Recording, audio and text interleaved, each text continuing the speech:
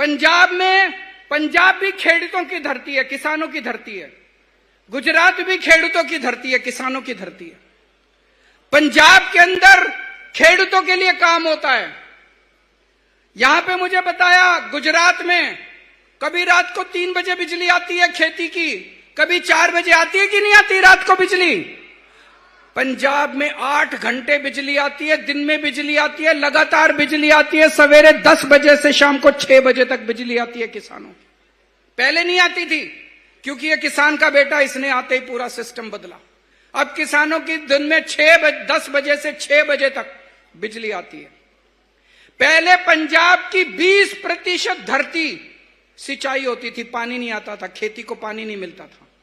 पिछले 4 साल में अब पंजाब में 70% खेती का पानी हर खेत के अंदर जाता है, 70%। और अगले साल तक 90% पंजाब की धरती को खेती का पानी मिलना, इरिगेशन का पानी मिलना चालू हो जाएगा। आपको जान के ताज्जुब होगा, पंजाब अकेला राज्य है जहां खेती की बिजली मुफ्त कर दी मान साहब ने। खेती किसानों को पैसे नहीं देने पड़ते, खेती की बिजली मुफ्त है। गुजरात में भी खेती की बिजली मुफ्त है क्या? पैसे देने पड़ते हैं। 30 साल में क्या मिला आप लोगों को? इतना वोट दिया आपने इनको, क्यों?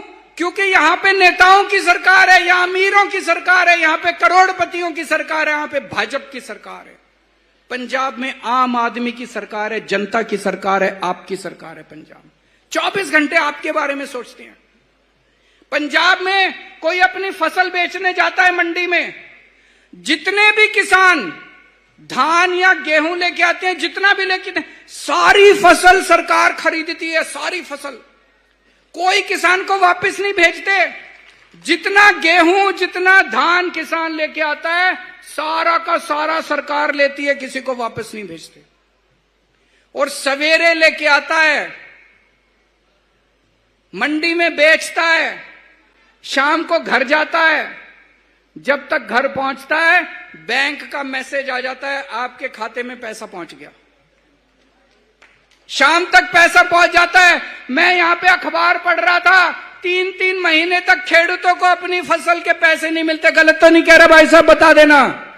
3-3 महीने तक पैसे नहीं मिलते आप लोगों को। क्यों? यहां नेताओं की सरकार है, उन्हें परवाह ही नहीं है आप लोगों की। वहां पे आम आदमी की सरकार है, खेडूतों की सरकार है, किसान का बेटा मुख्यमंत्री है वहां पे।